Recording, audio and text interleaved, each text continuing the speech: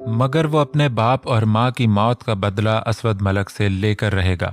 Sir, Ehsan अस्पताल ही चला आया था। एक हाथ में लैपटॉप पकड़े बिखरा बिखरा हुलिया, चेहरे पर थकान के आसार लिए वो फिर भी मुस्कुरा रहा था। उसकी हालत देखकर मुस्तफ़ा शाह ने गहरी सांस ली। एक बार उसकी जान बचाने के एवज उस इंसान ने बिना कोई सवाल किए हर सही और गलत काम में उसका साथ दिया था।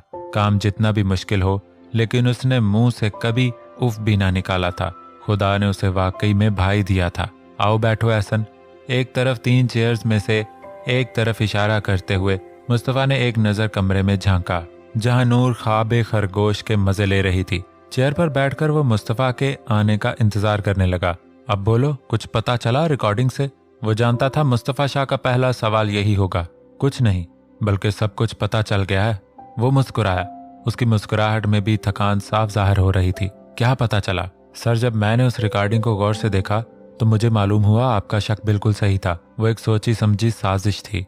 जैसा कि आपको रुमान शाह पर शक था, इस बात को मद्देनजर रखते हुए मैंने हमारे आदमी को पता लगाने का बोला। वो पता लगाए कि इस सारे कारनामे में उसका हाथ है कि नहीं। वो कुछ तौक़ुफ़ के लिए रुका तो मुस्तफ़ा शाह को हद दर्जा बेचैनी हो गई। फिर क्या बोला उसने? सर, उसने बताया कि वो खुद यही खबर देने के लिए हमसे राब्ता करने वाला था। वो आदमी ज़रियाब और दुराब खान के थे, जिन्होंने रुमान शाह के कहने पर यह सब करवाया है। लेकिन रुमान शाह करवाना कुछ और चाहता था, लेकिन कुछ और हो गया।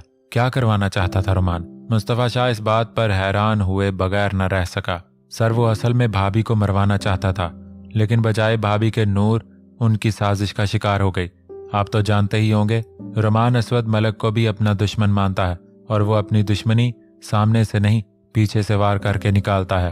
ओह, तो मतलब ये काम ज़रियाब और दुराब का है। बस बहुत हुआ, इन दोनों भाइयों को बहुत छूट दे दी। मुस्तफ़ा शाह का गुस्से से बुरा हाल हो गया था। अभी तो उसकी जिंदगी में कुछ सुकून आया था। अभी तो उसे अपना आप जिंदा और मुकम्मल महसूस होने लगा था, और ये सब लोग एक बार फिर उसकी दुनिया उजाड़ने के लिए तैयार थे। आज इन दोनों भाइयों को एक साथ जहन्नुम वसल करना पड़ेगा। अच्छा सुनो एहसन, तुम यहाँ रुको और आराम भी कर लो। चंचल का भी ध्यान रखना। वैसे तो वो सो रही है, लेकिन अगर इसे किसी भी शय की जरूरत हो तो तुम दे देना। मैं कुछ देर में आ जाऊंगा, तब तुम घर जाकर अच्छे से आराम कर लेना। उसे हिदायत देता वो शदीद गुस्से में वहां से चला गया। वो शहर से दूर एक छोटी सी झोपड़ी के पास खड़ा था। खस्ता हालत ये झोपड़ी रात के अंधेरे में खौफनाक समा बरपा कर रही थी। यहाँ उसे रुमान शाह ने बुलाया था। वो अपना आखिरी मौका भी गंवा चुका था। रुमान शाह ने साफ साफ लफ्जों में वार्न किया था, अगर वो लोग इस बार नाकाम हुए तो अंजाम उन सब की सोच से भी ज्यादा खतरनाक होगा। उसने तो भरोसेमंद और मंजे हुए आदमी भेजे थे, लेकिन ये शायद उसकी बदकिस्मती थी जो चांद मलक ने सबको धूल चटा दी। लकड़ी का दरवाजा खोलकर वो अंदर दाखिल हुआ। आओ अनवर, आओ। अंधेरे में ही रुमान शाह की आवाज उभरी और फिर अचानक दीवार पर लगे बोर्ड में नस्ब पीले रंग का बल्ब यकदम रोशन हुआ। सामने ही रुमान शाह छोटी सी चेयर पर बैठा अपने सामने रखी टेबल पर गन टिकाए उसे घुमाने का शुगल फरमा रहा था। क्या हुआ अनवर, इतने परेशान क्यों हो? डर लग रहा है? उसका अंदाज साफ मजाक उड़ाने वाला था। अनवर का गला तक खुश्क हो गया। मन भर के कदमों को उसकी तरफ बढ़ाया। झोंपड़ी तो बड़ी थी, लेकिन उसके बीचों बीच एक मोटे से पर्दे की दीवार नस्ब थी। लेकिन इस वक्त वो ज्यादा गौर फिक्र करने की हालत में न था। दिलो दिमाग पर सिर्फ और सिर्फ खौफ सवार था। रुमान शाह से कुछ बैद न था। किसी की जान लेने में उसे 1 सेकंड की भी देर नहीं लगती। हल्क तर करके वो एक तरफ रखी खस्ता हाल चेयर पर आकर बैठा, जिसकी एक टांग आधी से ज्यादा टूट चुकी थी। बड़ी मुश्किल से वो एक साइड पर होके बैठा था। अनवर मलक द लूजर, तुम्हें याद तो होगा चंद दिन पहले हमारे दरमियान क्या माहदा हुआ था? रुमान शाह ने गहरी नजरों से अनवर को घूरा, जो खामोशी सर झुकाए बैठा था। हाँ बॉस, याद है। ओह वाओ, मतलब तुम्हें याद है। अगर याद है तो फिर क्यों नाकाम हुए? सीधा सा सवाल था, लेकिन अनवर के पास जवाब न था। अच्छा, जब माहदा याद है तो फिर यह भी याद होगा नाकाम होने पर क्या सजा मिलेगी? जी, अपनी मौत का सोचकर ही पूरा वजूद थरथरा गया। तो फिर क्या सोचा, क्या सजा दी जाए? रुमान शाह का अंदाज वैसा ही पुरसकून था, जबकि अनवर के खौफ से पसीने छूट रहे थे। मुझे एक और मौका दे, मैं वादा करता हूं इस बार कोई गलती नहीं होगी। वो मिनमिनाया। क्यों? तुम्हें एक और मौका क्यों दूं? तुम कोई पीर के पोते हो? आज तक एक भी काम ढंग से नहीं किया और बोलते हो एक और मौका दूं। रोमान शाह ने अपने रूल्स तोड़कर तुम सब निकम्मों को एक और मौका दिया था, लेकिन अफसोस, सद अफसोस, तुम तीनों ने ही मौका गंवा दिया। इन दोनों का इंसाफ भी मैं जल्द ही करूंगा, लेकिन सबसे पहले इस खोटे सिक्के को तो ठिकाने लगाना बनता है। गन उठाकर उसने सीधा अनवर के माथे का निशाना बनाया। मारे खौफ के उसने आंखें बंद कर लीं। मौत का वक्त अब करीब था। गलत का अंजाम हमेशा रुसवाई ही होता है, ये आज उसे मालूम हुआ था। ठा की आवाज खामोश फिजा को चीरती हुई फिजा में शोर बरपा कर गई। अनवर ने आंखों को जोर से बंद किया, लेकिन ये क्या, उसे तो एक खरोंच तक न आई थी। अपने जिंदा बच जाने की एक पल के लिए खुशी भी हुई, लेकिन गोली तो चली थी। अगर उसे आकर नहीं लगी तो फिर गोली कहाँ चली थी? आहिस्ता से आंखें खोलकर उसने अपने सामने बैठे रोमान शाह की तरफ देखा, जिसके चेहरे पर शैतानी मुस्कुराहट रक्सा थी। गन वाले हाथ का रुख पर्दे की दीवार के सिमत था। हैरत की बात है, इस तरफ गोली क्यों चलाई? क्या हुआ? बहुत खुश नजर आ रहे हो। जानते हो तुम जैसे निकम्मों को रोमान शाह क्या सजा देता है? आंखों में सवाल लिए वो अनवर से मुखातिब था, लेकिन भला वो कैसे जवाब दे सकता था जिसके मन में खुद सवालों का अंबार लग गया हो। तुम जैसे निकम्मों को ऐसी सजा दी जाती है, ऐसे जख्म लगाए जाते हैं जिसे देकर महसूस करके तुम जैसे लोग सारी जिंदगी पछताते हैं। काश हम वो काम कर लेते, काश हमारे काम में गलती की कोई गुंजाइश न निकलती। रोमान शाह की बातें उसे परेशान कर रही थीं। नासमझी के आलम में वो यक टिक रोमान शाह को घूर रहा था। ऐसे न घूरो, क्योंकि तुम्हारे घूरने से एक मक्खी भी नहीं डरेगी। जाओ, जाकर देख लो इस पार तुम्हारा कौन सा अजीज था जो अब इस फानी दुनिया से कूच कर चुका है। तंजिया अंदाज अनवर परेशान हुए बगैर न रह सका। आहिस्ता आहिस्ता कदम उस पर्दे की तरफ बढ़ाए। जैसे ही वो पर्दा हाथ की मदद से सरकाया गया, सामने का मंजर उसके दिल पर कयामत बरपा कर गया। सब कुछ खोकर जिंदा लाश बन जाना किसे कहते हैं, ये आज उसे समझ आया। माँ के जाने के बाद बाप के नक्शे कदम पर चलना उसने अपना मकसद बना लिया था, और आज जब बाप भी चला गया था तो सिर्फ एक अमल ही उसकी जिंदगी में बची थी। लेकिन आज उसकी दुनिया मुकम्मल तौर पर उजड़ गई थी। रोमान शाह ने जिसे मारा था वो कोई और नहीं बल्कि उसकी अपनी बेटी अमल थी।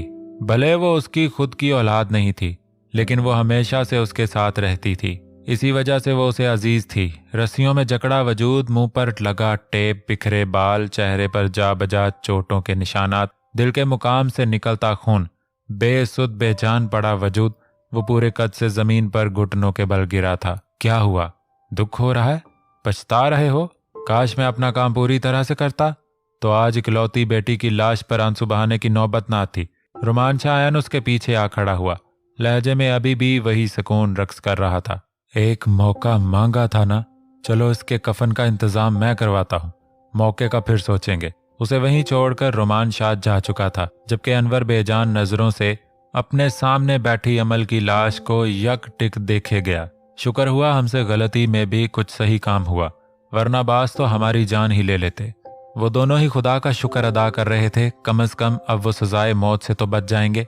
ये शहर का सबसे मशहूर शराब खाना था, जिसमें वो दोनों हमेशा ही यहाँ आते थे। आज भी वो यहीं आए थे। जरूरत से ज्यादा शराब पीकर नशे में धुत वो दोनों ही सड़क पर अजीबो गरीब तरीके से गाड़ी चला रहे थे। पूरी गाड़ी इन दोनों के कहकहों से गूंज रही थी, शायद अपनी आधी अधूरी कामयाबी का जश्न मना रहे थे, या फिर ये खुशी रोमान शाह के हाथों जिंदा बच जाने की थी।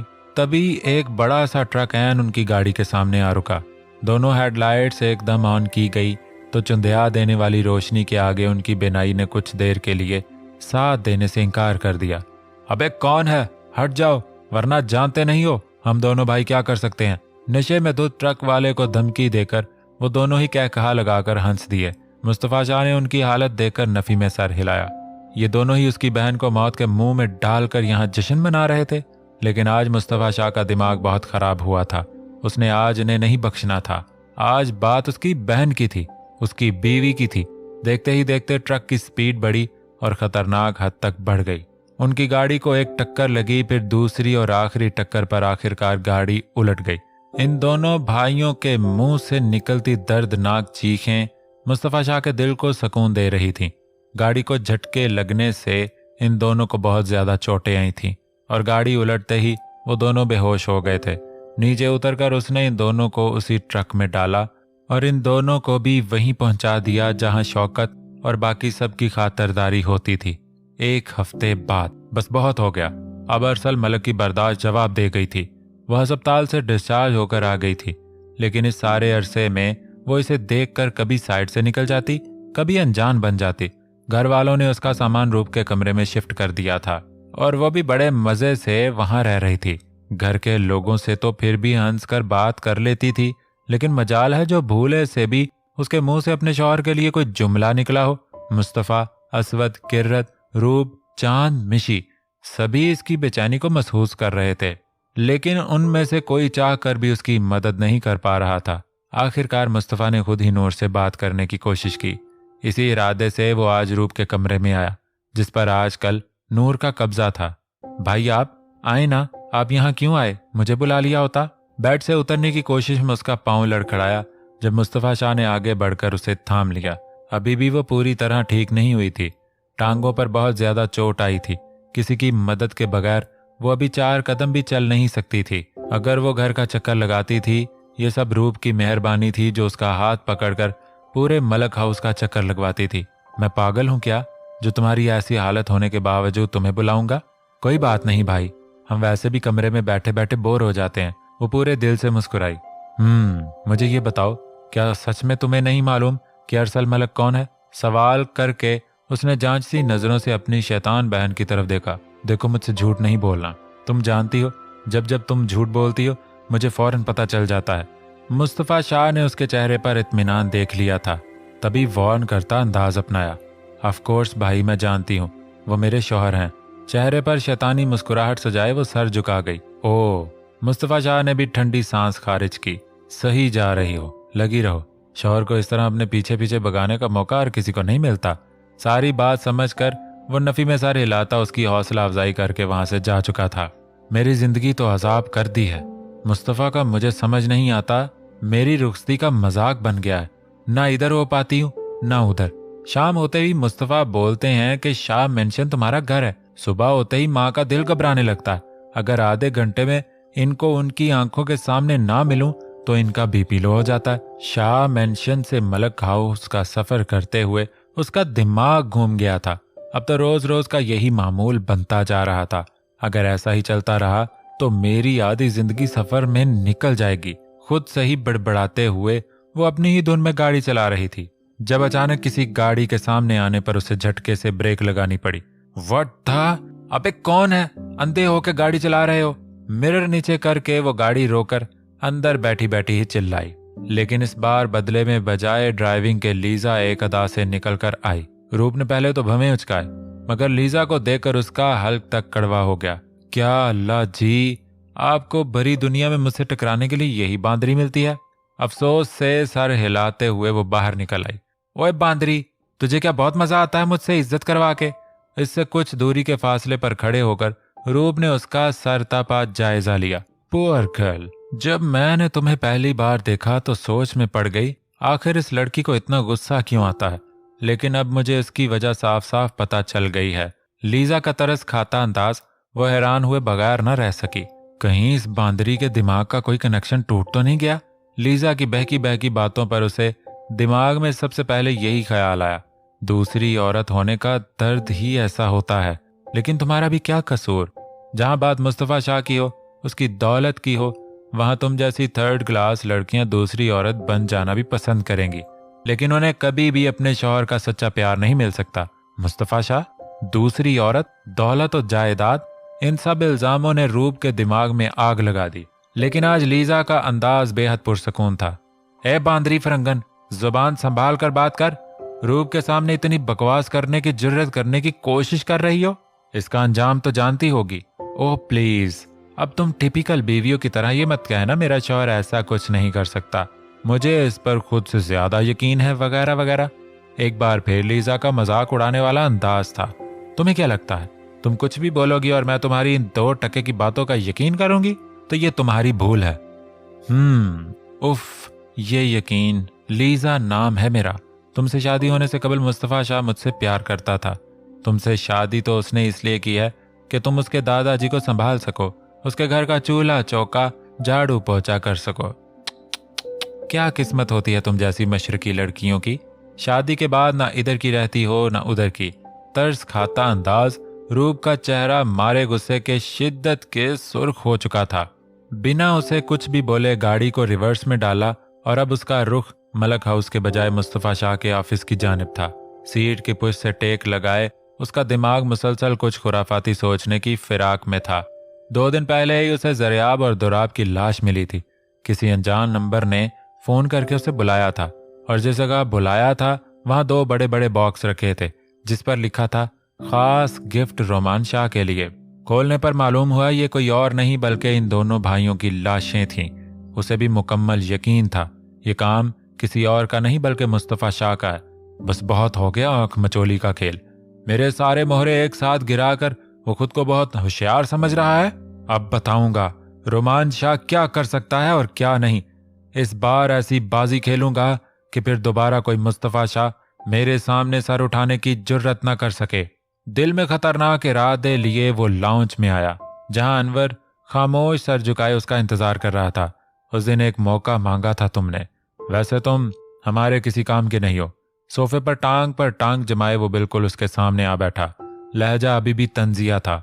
लेकिन हम चौंके रोमान शाह हैं तो हम तुम्हें तुम्हारे बदले के लिए एक मौका देते हैं। उसके झुके सर को देखकर वो कुछ तौक़ुफ़ के लिए रुका। अनवर ने भी नासमझी के आलम में सर उठाकर उसकी तरफ देखा।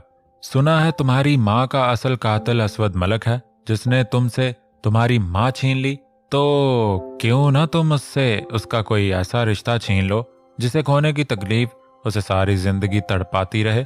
रोमान शाह का मानी खेज लहजा अनवर की सोच को एक नई राह दे गया, जबकि उसे सोच में डूबा देकर रोमान शाह के चेहरे पर शैतानी मुस्कुराहट उभरी।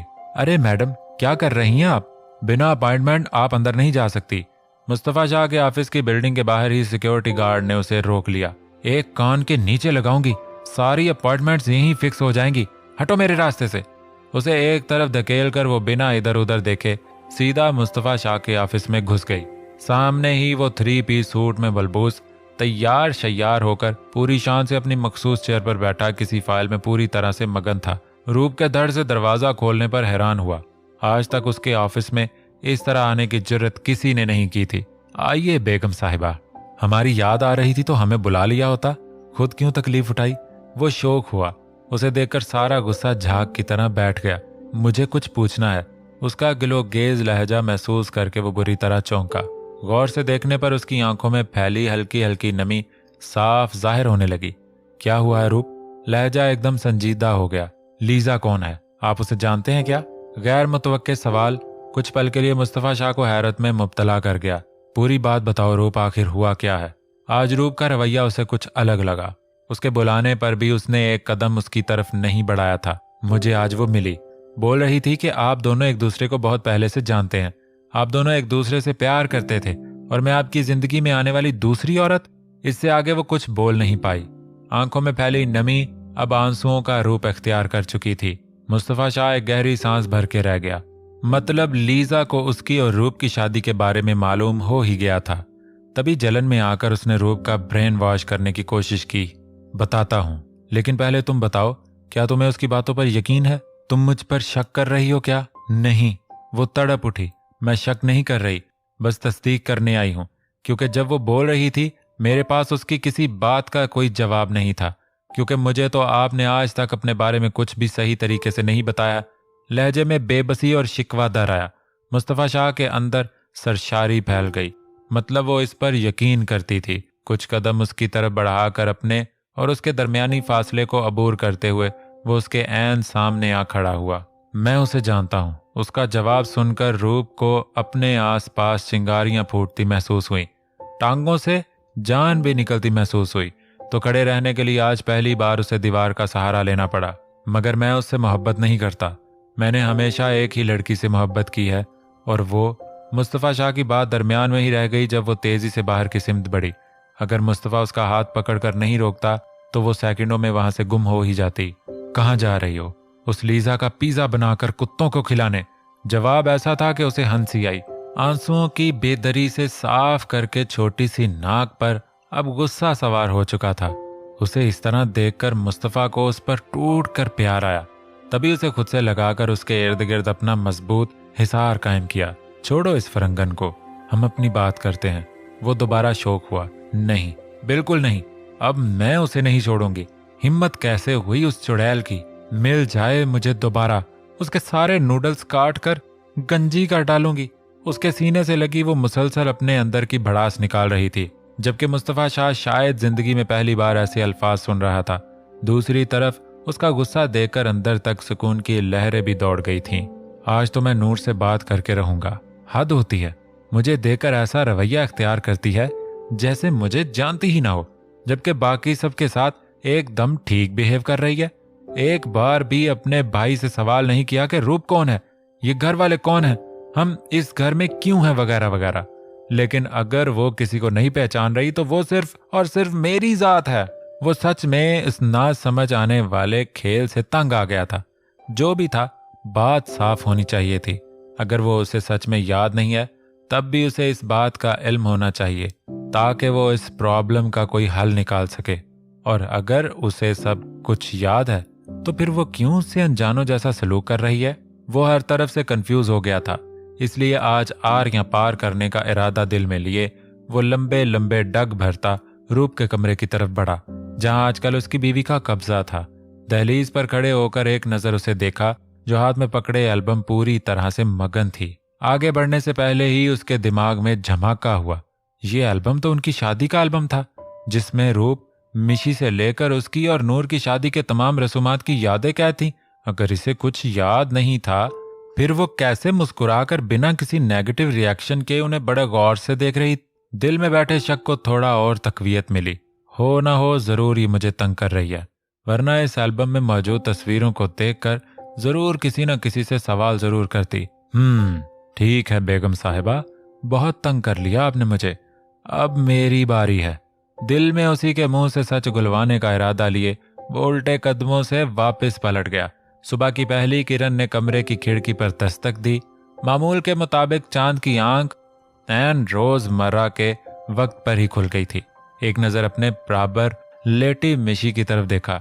3 दिन पहले ही वो अपने और उसके दरमियानी रिश्ते को मुकम्मल कर चुका था। अब तो जिंदगी के हर उतार चढ़ाव में उसका साथ देकर इस मजबूत रिश्ते को मोहब्बत के जुगनों से सजाना था।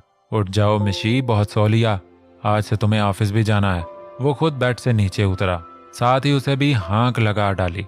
नहीं, तुम चले जाओ ऑफिस, मुझे कहीं नहीं जाना। वो मिनमिनाई। कोई बहाना नहीं चलेगा, बहुत आराम कर लिया है तुमने, अब थोड़ा काम कर लो। बिना लचक के सख्त लहजा वो मुंह बनाकर रह गई। तुम बहुत बुरे होते जा रहे हो। उसका सख्त लहजा देखकर मिशी शिकवा कर गई। चांद ने भी गहरी सांस लेकर उसकी तरफ देखा। मैं सख्त नहीं होता जा रहा, बस मैं चाहता हूं तुम में जिम्मेदारी आए। सुसर जी तुम्हारे नाम सारी जायदाद लगाकर एक बहुत बड़ी जिम्मेदारी तुम्हारे कांधों पर लाद कर गए हैं, और इस जिम्मेदारी का तुम्हें 1% एहसास नहीं है।